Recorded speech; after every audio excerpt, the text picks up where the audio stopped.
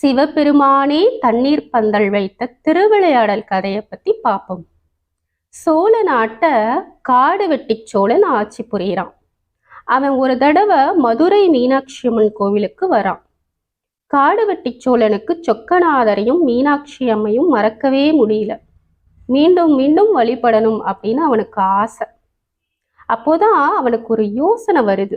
நம்ம பாண்டிய மன்னன் கூட நட்பு வச்சுக்குவோம், அப்போ அடிக்கடி வந்துட்டு போலாம் அப்படின்னு. அப்போ மதுரை ஆண்ட பாண்டிய மன்னன் ராஜேந்திர பாண்டியன்.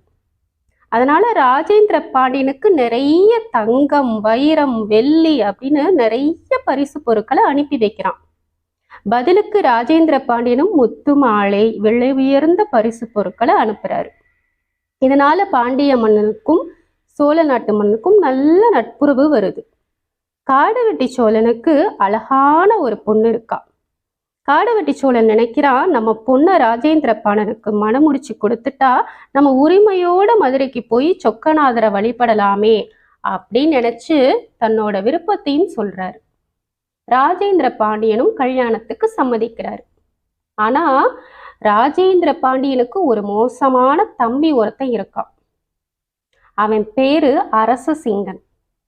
அரச சிங்கனுக்கு ராஜேந்திரன் ஆட்சிக்கு வந்ததும் பிடிக்கல, சோழ நாட்டு இளவரசியை கல்யாணம் பண்ணிக்க போறதும் பிடிக்கல.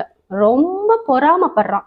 எப்படியாச்சும் சூழ்ச்சி பண்ணி அண்ணன் கிட்ட இருந்து ஆட்சியையும் பறிக்கணும், சோழ நாட்டு இளவரசியும் நம்ம கல்யாணம் பண்ணிக்கணும் அப்படின்னு திட்டம் போடுறான். அதனால ராஜேந்திர பாண்டியனுக்கு தெரியாம சோழ நாட்டுக்கு போறான்.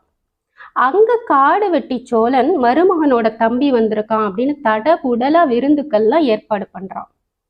அப்போ ஒரு அரச சிங்கன் சொல்றான், என்னோட அண்ணன் உங்க பொண்ணை கல்யாணம் பண்ணிக்கிட்டா உங்களுக்கு இணக்கமா இருக்க மாட்டான், ஆனா நான் அப்படி இல்லை, உங்க பொண்ணை எனக்கு கல்யாணம் பண்ணி கொடுங்க, நான் உங்க விருப்பப்படியே நடக்கிறேன் அப்படின்னு நயவஞ்சகமா பேசி திருமணத்துக்கும் சம்மதிக்க வச்சிடறான். அங்கேயே திருமணம் சீரும் சிறப்புமா நடக்குது. இது ஒற்றன் மூலமா ராஜேந்திர பாண்டியனுக்கும் தெரியுது. ஆனா ராஜேந்திர பாண்டியன் அமைதியா இருக்காரு. கொஞ்ச நாள்ல ராஜேந்திர பாண்டியனுக்கு சோழ நாட்டுல இருந்து ஒரு ஓலை வருது. என்னோட பொண்ணை உன்னோட தம்பி அரச சிங்கனுக்கு மனம் முடிச்சிட்டேன், அதனால நீ பாண்டிய நாட்டை அரச சிங்கனுக்கு ஒப்படைச்சிடு, இல்லாட்டி போர் தொடுப்போம் அப்படின்னு அந்த ஓலையில இருக்கு. அதை பார்த்ததும் ராஜேந்திர பாண்டியன் நேர சொக்கநாதரை பார்க்க கோவிலுக்கு போறாரு. எம்பெருமானே, காடு வெட்டி சோழனும் என் தம்பியும் எனக்கு விரோதமா படையெடுத்து வர்றாங்க, எனக்கு துணையா நீங்க தான் இருக்கணும், இருப்பீங்களா அப்படின்னு மனம்